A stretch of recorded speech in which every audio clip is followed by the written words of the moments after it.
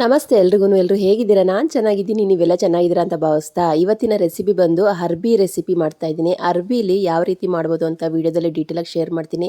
ಇದನ್ನು ತಿಂತಾ ಇದ್ದರೆ ಪಕ್ಕ ಚಿಕನ್ ತಿನ್ನಂಗೆ ಇರುತ್ತೆ. ಚಪಾತಿಗೆ ಬರೀ ಬೇಳೆ ಸಾಂಬಾರಿಗೂ ತುಂಬ ಚೆನ್ನಾಗಿರುತ್ತೆ. ನೀವು ಒಂದ್ಸಲ ಟ್ರೈ ಮಾಡಿ. ನಾನು ಹೇಗೆ ಮಾಡಿದೆ ಅಂತ ವಿಡಿಯೋದಲ್ಲಿ ಡೀಟೇಲಾಗಿ ಶೇರ್ ಮಾಡ್ತೀನಿ. ಖಂಡಿತ ಇದನ್ನು ನೀವು ಟ್ರೈ ಮಾಡಲೇಬೇಕು. ಆರೋಗ್ಯಕ್ಕೂ ಒಳ್ಳೆಯದು, ಟೇಸ್ಟು ಕೂಡ ತುಂಬಾ ಚೆನ್ನಾಗಿರುತ್ತೆ. ಬನ್ನಿ ಇವಾಗ ನಾನು ಹೇಗೆ ಮಾಡಿದೆ ಅಂತ ವಿಡಿಯೋ ಶೇರ್ ಮಾಡ್ತೀನಿ. ನಿಮಗೂ ಕೂಡ ಇಷ್ಟ ಆಗುತ್ತೆ ಅಂತ ಭಾವಿಸಿದ್ದೀನಿ. ಇಲ್ಲಿ ನಾನು 5 ಅರ್ಬಿ ತೊಗೊಂಡಿದ್ದೀನಿ. ಚಿಕ್ಕ ಚಿಕ್ಕದು ನೋಡಿ ತೊಗೊಂಡಿದ್ದೀನಿ. ಇದು ಬಿಡಿಸ್ಬೇಕಾದ್ರೆ ಸ್ವಲ್ಪ ಕೈಗೆ ಎಣ್ಣೆ ಹಚ್ಕೋಬೇಕಾಗುತ್ತೆ. ನನಗೆ ಸ್ವಲ್ಪ ರೂಢಿ ಇರೋದ್ರಿಂದ ಈಗೇನೆ ನೋಡಿ ಈ ಥರ ಎಲ್ಲ ನೀಟಾಗಿ ಸಿಪ್ಪೆ ತಗೋಬೇಕಾಗುತ್ತೆ. ಸುವರ್ಣ ಗೆಡ್ಡೆ ಅರ್ಬಿ ಇಂಥ ಬಂದಾಗ ಸ್ವಲ್ಪ ಕೈ ಕಟ್ತಾ ಬರುತ್ತೆ.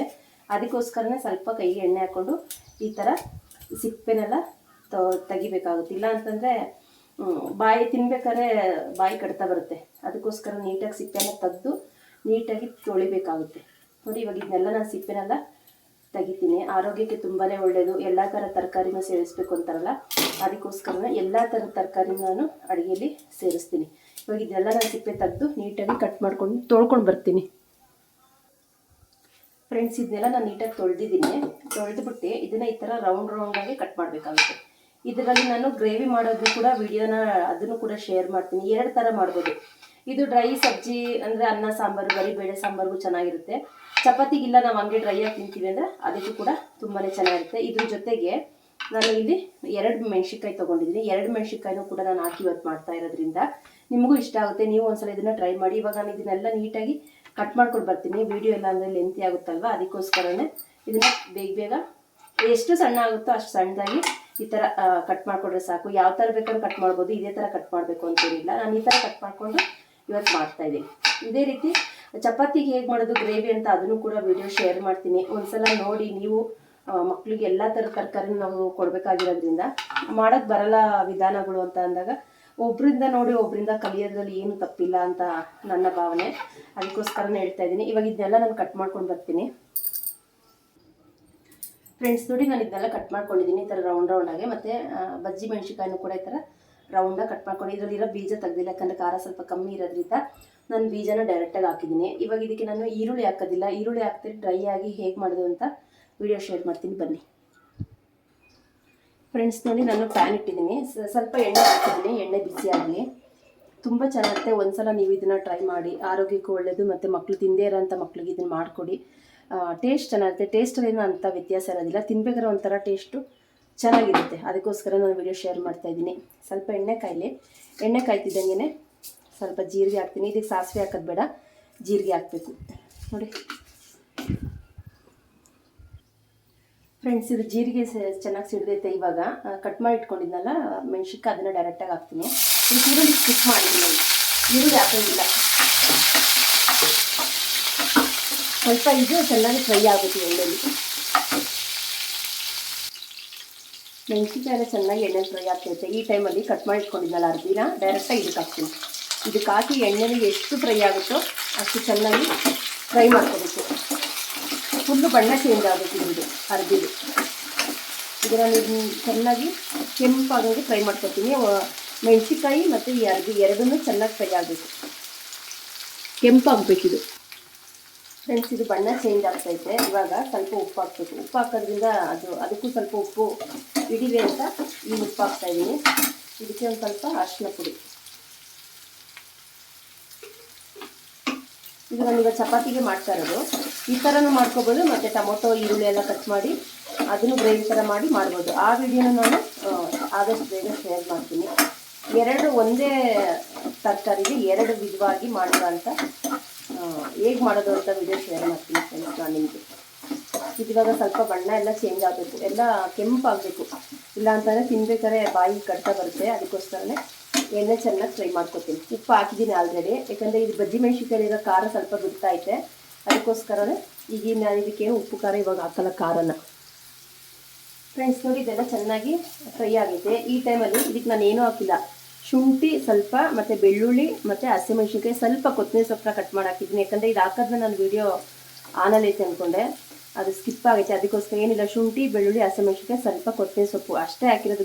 ಇದಕ್ಕೆ ಮಸಾಲೆ ಇನ್ನೇನು ನಾನು ಹಾಕಿಲ್ಲ. ಯಾಕಂದರೆ ಈರುಳ್ಳಿ ಹಾಕ್ತಾ ಇರೋದ್ರಿಂದ ಇದು ಸ್ವಲ್ಪ ಗ್ರೇವಿ ಥರ ಕೊಡಲಿ ಅಂತೇಳಿ ಇಷ್ಟೇ ಮಸಾಲೆನ ನಾನು ಹಾಕ್ತೀನಿ. ಇಲ್ಲ ಇದು ಹಾಕಲ್ಲ ಅಂತಂದರೆ 2 ಹಸಿಮೆಣಸಿನ್ಕಾಯಿ ಹಾಗೆ ಕಟ್ ಮಾಡಾಕಿ, ಮತ್ತು ಶುಂಠಿ ಬೆಳ್ಳುಳ್ಳಿ ಪೇಸ್ಟ್ ಸಪ್ರೇಟಾಗಿ ಇತ್ತು ಅಂತ ಅಂದರೆ ಅದನ್ನು ಕೂಡ ಹಾಕ್ಬೋದು. ನಾನು ಇದನ್ನು ವಿಡಿಯೋ ಮಾಡಿದೆ, ಅದು ಸ್ಕಿಪ್ ಆಗೈತೆ, ಸಾರಿ.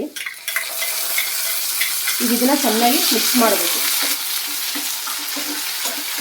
ಖಾರ ಹಾಕ್ಬೇಕಾದ್ರೆ ನೋಡಿ ಹಾಕ್ಬೇಕಾಗುತ್ತೆ, ಯಾಕಂದರೆ ನಾವು ಮೆಣಸಿನ್ಕಾಯಿನೂ ಕೂಡ ಹಾಕಿರೋದ್ರಿಂದ ಅದರಲ್ಲೂ ಖಾರ ಬಿಟ್ಕೊಳುತ್ತೆ. ಇದಕ್ಕೂ ಈ ಮಸಾಲೆಗೂ ನಾನು 2 ಹಸಿಮೆಣಸಿನ್ಕಾಯಿ ರುಬ್ಬಿರೋದ್ರಿಂದ ಆ ಮಸಾಲೆ ಖಾರನೂ ಇರುತ್ತೆ. ಅದಕ್ಕೋಸ್ಕರ ಅಷ್ಟು ಖಾರದ ಪುಡಿ ಹಾಕೋಬೇಕಾದ್ರೆ ನೋಡಿ ಹಾಕೋಬೇಕಾಗುತ್ತೆ. ನೋಡಿ, ಇದು ಈ ಮಸಾಲೆ ಹಾಕಿದ ತನಕ ಸ್ವಲ್ಪ ಗ್ರೇವಿ ಥರ ಬಂತು. ಇಲ್ಲ ಅಂತಂದರೆ ನೀವು ಹಾಕೋರಂಥವ್ರು ಈರುಳ್ಳಿ ಬೇಕು ಅಂತಂದರೆ ಹಾಕ್ಬೋದು. ನಾನು ಈರುಳ್ಳಿ ಹಾಕ್ತೆ ಮಾಡ್ತಾ ಇರೋಂಥ ಅರಬಿ ಸಬ್ಜಿ, ಅರಬಿ ಪಲ್ಯ. ಇವಾಗ ಇದು ಸ್ವಲ್ಪ ಹಸಿ ವಾಸನೆ ಎಲ್ಲ ಹೋಗಬೇಕು, ಅಲ್ಲಿ ತನಕ ಸಿಮ್ಮಲ್ಲಿ ಇಟ್ಕೊಂಡು ನೀಟಾಗಿ ಬೇಯಿಸ್ಕೊತೀನಿ ಫ್ರೆಂಡ್ಸ್. ಅದು ಫ್ರೈ ಆಗೋ ಅಷ್ಟರಲ್ಲಿ ಇದಕ್ಕೆ ನಾನು 1 ಸ್ಪೂನಷ್ಟು ಕಡಲೆ ಹಿಟ್ಟು ಈ ಬಟ್ಲಿಗೆ ಹಾಕ್ತಾಯಿದ್ದೀನಿ. ಕಡಲೆ ಹಿಟ್ಟು ಯಾಕೆ ಹಾಕೋದು ಅಂತ ಅಂದರೆ ಸ್ವಲ್ಪ ನಮಗೆ ಅದು ಗಟ್ಟಿ ಬರಲಿ ಅಂತ, ಯಾಕಂದರೆ ನಾನು ಈರುಳ್ಳಿ ಹಾಕ್ತೆ ಮಾಡಿರೋದ್ರಿಂದ ಸ್ವಲ್ಪ ಗಟ್ಟಿ ಬರಲಿ ಅಂತ ಅಷ್ಟೇ. ಜಾಸ್ತಿ ನೀರು ಹಾಕೋದು ಬೇಡ, ಇಷ್ಟೇ ಸಾಕು. ಇದನ್ನು ನೀಟಾಗಿ ನೀರಲ್ಲಿ ಮಿಕ್ಸ್ ಮಾಡಿಕೊಂಡು ಡೈರೆಕ್ಟಾಗಿ ಹಾಕಿದ್ರೆ ನಮ್ಮ ಅರಬಿ ಪಲ್ಯ ರೆಡಿ ಆಗುತ್ತೆ. ತುಂಬ ಚೆನ್ನಾಗಿರುತ್ತೆ, ಒಂದ್ಸಲ ನೀವು ಟ್ರೈ ಮಾಡಿ. ಬರೀ ಬೇಳೆ ಸಾಂಬಾರಿಗೆ, ರಸಾನ್ನಕ್ಕೆ ಚೆನ್ನಾಗಿರುತ್ತೆ. ಅದಕ್ಕೋಸ್ಕರನೇ ವಿಡಿಯೋ ಶೇರ್ ಮಾಡ್ತಾಯಿದ್ದೀನಿ. ನನಗೆ ಗೊತ್ತಿರೋಂಥ ಅಡುಗೆನ ನಾನು ಮಾಡಿ ಶೇರ್ ಮಾಡೋದ್ರಿಂದ ಗೊತ್ತಿಲ್ಲದೆ ಇರೋರ್ಗೂ ಯೂಸ್ ಆಗಲಿ ಅಂತ ಅಷ್ಟೇ. ನೋಡಿ, ಈಗ ಇದು ಮಿಕ್ಸ್ ಆಗೈತೆ ನೋಡಿ, ಇದು ಫ್ರೈ ಆಗ್ತೈತೆ, ಎಣ್ಣೆನ ಸೈಡಲ್ಲಿ ಬಿಡ್ತೈತೆ. ಈ ಟೈಮಲ್ಲಿ ಇದಕ್ಕೆ ನಾನು ಯಾವುದೇ ರೀತಿ ನೀರು ಹಾಕೋದಿಲ್ಲ, ಇಷ್ಟೇ ಹಾಕೋದು. ನೀರನ್ನ ನೀಟಾಗಿ ಹಾಕಿದ್ರೆ ನಮ್ಮ ಸ್ವಲ್ಪ ಗ್ರೇವಿ ಆಗಿರುತ್ತೆ, ಮತ್ತು ಕಡಲೆ ಹಿಟ್ಟು ಇರುತ್ತಲ್ಲ ಅದು ಎಣ್ಣೆಲಿ ಫ್ರೈ ಆದಾಗ ತಿನ್ಬೇಕಾದ್ರೆ ಒಂಥರ ಫ್ಲೇವರ್ ಚೆನ್ನಾಗಿರುತ್ತೆ. ಒಂದೊಂದು ಅಡುಗೆನ ಒಂದೊಂದು ಸಲ ಡಿಫ್ರೆಂಟಾಗಿ ಮಾಡಬೇಕು, ಒಂದೇ ಥರ ಮಾಡಿದ್ರೆ ಮನೆಗೂ ಯಾರು ತಿನ್ನಲ್ಲ. ಅದಕ್ಕೋಸ್ಕರ ಇದಕ್ಕೆ ಸ್ವಲ್ಪ ನಾನು ಇವಾಗ ಮಸಾಲ ನಾನೇನು ಹಾಕಿಲ್ಲ. ಇದಕ್ಕೆ ಸ್ವಲ್ಪನೇ ಇರೋದ್ರಿಂದ ಒಂದು ಅರ್ಧ ಸ್ಪೂನಷ್ಟು ಜೀರಿಗೆ ಪುಡಿ ಹಾಕ್ತಾಯಿದ್ದೀನಿ. ಜೀರಿಗೆ ಪುಡಿ ಹಾಕಿ ಚೆನ್ನಾಗಿ ಮಿಕ್ಸ್ ಮಾಡಬೇಕು. ಇದಕ್ಕೆ ನೋಡಿ, ಸಣ್ಣದಾಗಿ ಕಟ್ ಮಾಡಿದ್ದಂಥ ಕೊತ್ತಂಬರಿ ಸೊಪ್ಪು ಸ್ವಲ್ಪ ಜಾಸ್ತಿ ಹಾಕ್ತಾಯಿದ್ದೀನಿ. ಚಪಾತಿಗಂತೂ ತುಂಬ ಚೆನ್ನಾಗಿರುತ್ತೆ, ತಿನ್ಬೇಕಾದ್ರೆ ಆ ಟೇಸ್ಟು ತುಂಬ ಚೆನ್ನಾಗಿ ಕೊಡುತ್ತೆ. ಇದು ಸ್ವಲ್ಪ ಇವಾಗ ಗರಂ ಮಸಾಲ ಹಾಕ್ತೀನಿ ನಾನು ಫ್ರೆಂಡ್ಸ್. ಇದಕ್ಕೆ ಗರಂ ಮಸಾಲ ಒಂದು ಸ್ವಲ್ಪ ಹಾಕ್ತದೆ, ಜಾಸ್ತಿ ಹಾಕೋದು ಬೇಡ. ಈಗ ನೀಟಾಗಿ ಮಿಕ್ಸ್ ಮಾಡಬೇಕು. ಎಷ್ಟು ಚೆನ್ನಾಗಿ ಪರಿಮಳ ಬರ್ತಾಯಿದೆ ಅಂದರೆ ತುಂಬ ಚೆನ್ನಾಗಿ ಪರಿಮಳ ಬರ್ತಾಯಿದೆ. ಲಾಸ್ಟಲ್ಲಿ ಇದಕ್ಕೆ ಇವಾಗ ಸ್ವಲ್ಪ ಕಸೂರಿ ಮೇಥಿ, ಈ ಥರ ಕಸೂರಿ ಮೇಥಿ ಇರುತ್ತಲ್ಲ ಅದನ್ನ ಸ್ವಲ್ಪ ಕೈಗೆ ಹಿಂಗೆ ಅಂದ್ಕೊಂಡು ಸ್ವಲ್ಪ ಪುಡಿ ಮಾಡಿ ಹಾಕಬೇಕಾಗುತ್ತೆ. ಘಮ ಘಮ ಅಂತ ಕಸೂರಿ ಮೇಥಿ ಹಾಕ್ತಿದ್ದಂಗೆ ಅದೊಂದು ಪಲ್ಯಕ್ಕೆ ಒಳ್ಳೆ ಫ್ಲೇವರು ಬರುತ್ತೆ, ಮತ್ತು ಟೇಸ್ಟ್ ಕೂಡ ತುಂಬಾ ಚೆನ್ನಾಗಿರುತ್ತೆ. ನೋಡಿ, ಇಷ್ಟೇ ಡ್ರೈ ಆಗಿರುತ್ತೆ, ಚಪಾತಿ ತಿನ್ನೋದಕ್ಕೂ ಚೆನ್ನಾಗಿರುತ್ತೆ. ಗ್ರೇವಿ ಬೇಕು ಅಂತಂದರೆ ಆ ವಿಡಿಯೋ ಕೂಡ ಶೇರ್ ಮಾಡ್ತೀನಿ. ಮನೆಗೆ ತಂದಾಗ ಒಂದ್ಸಲ ನೀವು ಟ್ರೈ ಮಾಡಿ. ಇದನ್ನು ಹೇಗೆ ಬಂತು ಅಂತ ನನಗೆ ಕಮೆಂಟ್ ಸೆಕ್ಷನ್ ಹಾಕೋದನ್ನ ಮರಿಬೇಡಿ. ಒಂದು 2 ನಿಮಿಷ ಅಷ್ಟೇ. ಈಗ ಆಫ್ ಮಾಡ್ತೀನಿ ಸ್ಟವ್ನ ಫ್ರೆಂಡ್ಸ್. ನೋಡಿ, ಇಷ್ಟು ಇರಬೇಕು, ತುಂಬ ಅಂದರೆ ತುಂಬ ಚೆನ್ನಾಗಾಗೈತೆ. ಇವಾಗ ಇದು ನಾನು ಸರ್ವಿಂಗ್ ಬೌಲ್ಗೆ ಹಾಕ್ಕೊಡ್ತೀನಿ, ಸರ್ವ್ ಮಾಡಿ. ತುಂಬ ಚೆನ್ನಾಗಾಗೈತೆ ನೋಡಿ, ಸ್ವಲ್ಪನೂ ಎಣ್ಣೆ ಇಲ್ಲ, ಅಷ್ಟು ಎಣ್ಣೆ ಹಾಕಿದ್ನಲ್ಲ, ಸ್ವಲ್ಪನೂ ಎಣ್ಣೆ ಇಲ್ಲ. ಇದನ್ನು ಬರೀ ಬೇಳೆ ಸಾಂಬಾರಿಗೆ, ರಸ ಅನ್ನಕ್ಕೆ ತುಂಬ ಅಂದರೆ ತುಂಬಾ ಚೆನ್ನಾಗಿರುತ್ತೆ. ಒಂದು ಸಲ ನೀವು ಇದನ್ನು ಟ್ರೈ ಮಾಡಿ, ಹೇಗೆ ಬಂತು ಅಂತ ಕಮೆಂಟ್ ಸೆಕ್ಷನಲ್ಲಿ ಹಾಕೋದನ್ನ ಮರಿಬೇಡಿ.